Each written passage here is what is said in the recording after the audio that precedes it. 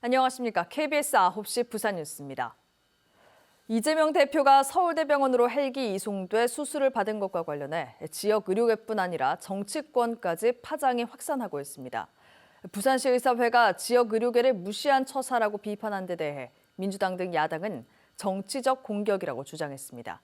장성길 기자입니다.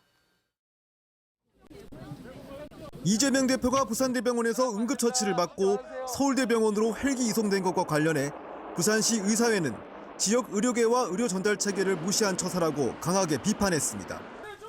의료기관을 서열화하고 지방과 수도권을 나누었다며 민주당의 지방의료 붕괴 대책은 허황된 것이라고 주장했습니다. 마치 부산은 못하고 잘하는 수도권으로 가야 되겠다는 그런 뉘앙스를 주는 게 우리 국민들에게 시사하는 바가 클 것이기 때문에 이것은 잘못된 선례를 남기는 것이 됩니다. 광주시 의사회도 부산대병원 의료진의 만류에도 이 대표를 서울대병원으로 이송했다며 전형적인 특권 의식이라고 비난했습니다. 국민의힘 부산시당은 논평을 통해 피습 이후 이재명 대표 측의 선택은 지역 의료 활성화를 저해하는 요인으로 작용될 수 있다고 지적했습니다. 이에 대해 더불어민주당은 테러 사건의 본질을 왜곡하는 정치 공세라고 반박했습니다. 너무나 터무니없는 정치적 공격입니다.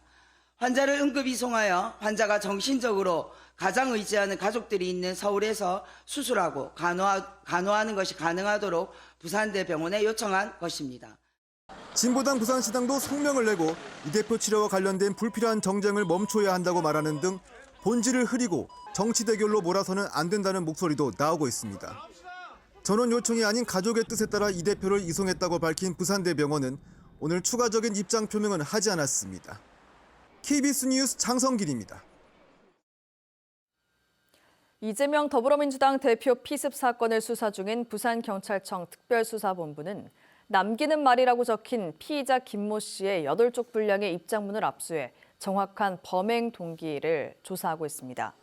입장문에는 경제 상황에 대한 원망과 정치에 대한 혐오 등이 포함된 것으로 알려졌습니다. 경찰은 김 씨가 범행 전날인 지난 1일 김해 봉하마을과 양산 평산마을을 방문하고 범행 장소인 가덕도에서 하룻밤을 보낸 동선을 확인했습니다.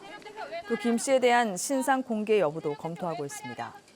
경찰은 다음 주 수사를 마무리하고 사건을 검찰에 송치할 계획입니다.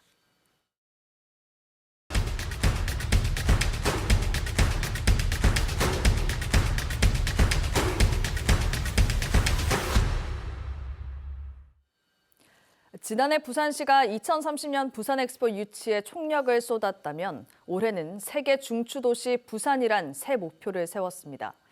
엑스포 유치 과정에서 얻은 부산 인지도 상승 효과를 세계 중추도시로 연결짓겠다는 건데요. KBS가 마련한 신년 기획보도 세계 중추도시 부산의 조건을 노준철 기자가 짚어봤습니다. 2030 부산 엑스포 유치를 염원하는 시내 곳곳 도로 현수막이 이제 더 이상 보이질 않습니다. 올해는 이 자리를 세계 중추도시, 글로벌 허브 도시 부산이 채울 것 같습니다. 너무 추상적이라 뭘 어떻게 하겠다는 건지 감이 잡히질 않습니다. 세계적인 항구 도시가 있습니다. 싱가포르에 가보면 답이 있습니다. 싱가포르가 세계 중추도시로 자리매김한 비결은 발빠른 산업구조 전환에 있습니다. 1980년대 제조업 강국 지위가 흔들리자 싱가포르 정부는 제2의 산업혁명을 내세워 고부가가치 산업으로 눈을 돌립니다. 자본 확보를 위해 1999년 통합거래소를 설립하는 등 금융업에 집중 투자해 싱가포르는 영국 런던과 미국 뉴욕에 이어 아시아 금융 중심지로 도약했습니다. 또 호텔과 관광, 전시 컨벤션을 키워 마이스 산업 최강국에 올랐고 2010년 이후 의료 제약, 첨단 정보통신 기술 분야에 집중했습니다. 이에 싱가포르는 경제 자유 지수부터 물류 경쟁력, 금융센터 지수, 1인당 국민 총소득, 국가 경쟁력까지 세계 최상위권에 이름을 올렸습니다. 즉, 규제가 적고 이윤 추구가 자유로운 싱가포르가 부산의 미래 지향점이라는 게 부산시의 판단입니다. 많은 기업들이 오고 또 투자가 이루어지기 위해서는 과감한 세제 혁신과 규제 혁신이 필요하고 그런 부분에 대한 특례가 주어질 필요가 있습니다. 세계 중추도시 부산의 밑그림은 이렇습니다. 가덕 신공항과 부산 신항 중심의 물류, 블록체인 핀테크 산업을 앞세운 금융, 전력 반도체 2차 전지 등 첨단 신산업 관련 특구를 동시다발적으로 가동하는 게 핵심입니다. 다국적 기업과 돈이 몰려 좋은 일자리가 늘고 인구가 느는 선순환 구조를 만든다는 겁니다. 글로벌 기업들이 부산에 투자했을 때 그들이 편하게 살 수 있는 생활 환경, 교육이라든지 의료라든지 그런 것도 뒷받침돼야 되기 때문에 그런 것까지 한번 검토할 계획입니다.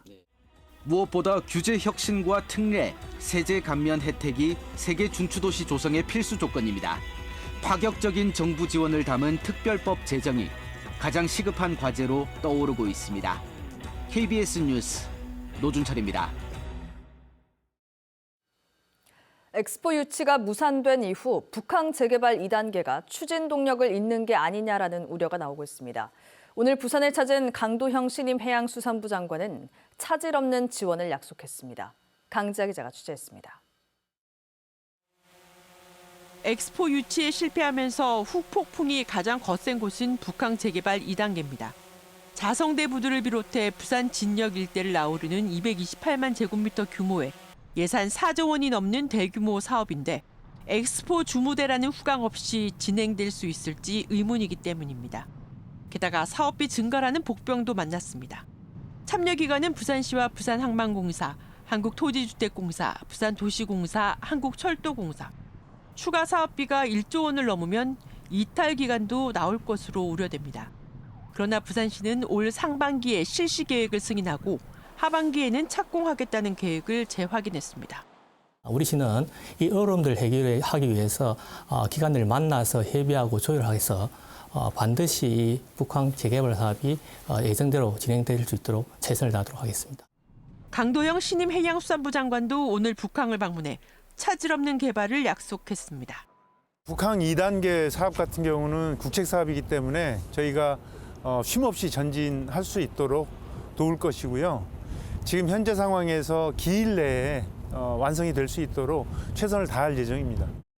1단계 재개발의 핵심인 랜드마크 개발 민간 사업자 제공 모두 문의업체가 세 곳에 그치는 등 인기가 시들합니다. 부동산 경기 침체와 PF 대출 위기 사태가 가장 큰 원인으로 꼽힙니다. 이 때문에 북항 7, 8부두와 우암, 간만부두는 물론 영도구까지 아우르는 북항 재개발 3단계 사업은 지금으로선 먼 이야기라는 지적입니다. KBS 뉴스 강지아입니다. 수도권 1극 체제에 대응하기 위해 전국 광역자치단체 통합이 다시 거론되고 있습니다. 부울경특별연합 폐기 이후 부산과 경남의 행정통합이 논의되고 있는데요. 지난해 부산의 엑스포 유치 활동으로 사실상 중단됐던 행정통합 논의가 새해 들어 다시 본격화될 예정입니다. 송현준 기자가 보도합니다. 경남과 부산의 행정통합 논의가 다시 본격화됩니다. 경상남도는 정책기획관을 단장으로, 부산시는 행정국장을 단장으로 하는 실무협의회를 이달 중 개최해 통합 논의를 다시 이어갑니다. 경상남도와 부산시는 큰 밑그림인 행정통합안을 먼저 도출한다는 계획입니다. 이를 위해 국내외 행정통합 사례를 재검토할 예정입니다. 또 자원봉사 등 민간 교류 사업을 발굴해 경남도민과 부산 시민의 동질감을 형성한다는 계획입니다. 시도민의 뜻이 가장 중요하기 때문에 부산시와 함께 시도민의 공감대를 만들어 나갈 방안을 협의하겠습니다. 하지만 행정통합안의 도출 시기나 경남도민과 부산 시민의 여론이나 인식을 언제 어떻게 조사할 것인지 등은 아직 정하지 못했습니다. 행정통합에 대한 찬성 여론이 높지 않은 상황에서 선뜻 행정통합을 추진하기엔 부담스럽기 때문입니다. 실제 지난해 7월 경남도민과 부산 시민 4,000명을 대상으로 조사한 결과 행정통합의 찬성 의견은 35.6%에 불과했지만 반대 의견은 45.6%가 나왔습니다. 정서가 아직까지는 통합의 대다수가 동의하지 않고 있는 상황이기 때문에 앞으로 지속적으로 저희들이 노력을 해서 분위기가 성숙되면 저는 행정통합으로 가야 된다. 광주와 전남, 대구와 경북 등 다른 광역자치단체 간 통합 논의도 별다른 진척을 보이지 못하는 가운데 경남과 부산의 행정통합 논의가 차별화된 성과를 낼 수 있을지 주목됩니다. KBS 뉴스 송현준입니다. 가덕 신공항 철도 연결선이 예비 타당성 조사 대상 사업으로 선정됐습니다. 기획재정부 예타 대상에 선정된 가덕 신공항 철도 연결선은 부전 마산 복선 전철 구간과 부산 신항선을 잇는 것으로 부산, 울산 등 동남권 지역에서 신공항까지 환승 없이 접근할 수 있도록 하는 연결선입니다. 연결선의 길이는 상선 6.4km, 하선 6.6km이며 연결선 총 사업비는 5,200여억 원, 사업 기간은 2025년부터 2031년까지입니다. 앞으로 부산 동서영도구에 집을 한 채 더 사더라도 1주택자 혜택을 받게 됩니다. 정부가 발표한 2024년 경제정책 방향을 보면 다른 지역의 1주택자들이 인구 감소 지역의 주택을 추가로 사면 1주택자로 간주해 재산세율을 인하하고 양도소득세 중과 배제 등 각종 혜택을 부여합니다. 정부가 지정한 인구 감소 지역은 모두 89곳이며 부산에서는 동서영도구가 포함됐습니다.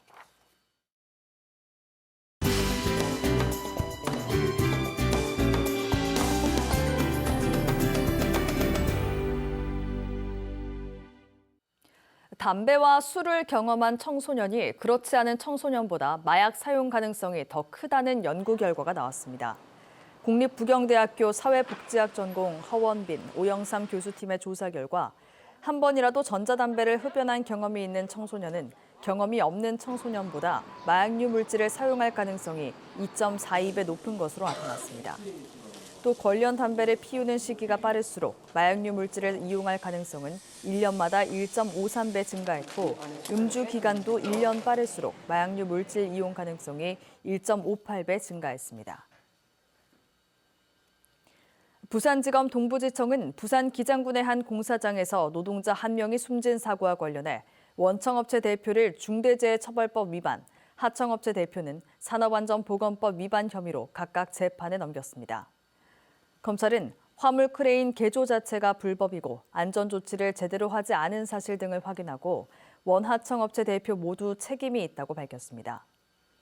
지난해 11월 부산 기장군에 있는 한 공사 현장에서 화물 크레인을 개조해 근로자가 탈 수 있는 고소 작업대를 설치하던 중 추락하는 작업대에 깔려 하청업체 근로자 한 명이 숨졌습니다. 부산지검 동부지청은 지난해 10월부터 석 달 동안 불송치 사건을 조사해 수사기관에 허위 고소를 한 혐의로 10명을 기소했다고 밝혔습니다. 기소된 사례를 보면 노래방에서 술값을 내지 않고 행패를 부려 재판을 받게 되자 오히려 피해 점주를 고소하는 등 허위 고소를 4차례 반복한 혐의 등도 확인됐습니다. 검찰은 또 법정에서 허위 증언을 한 4명도 추가 기소했습니다.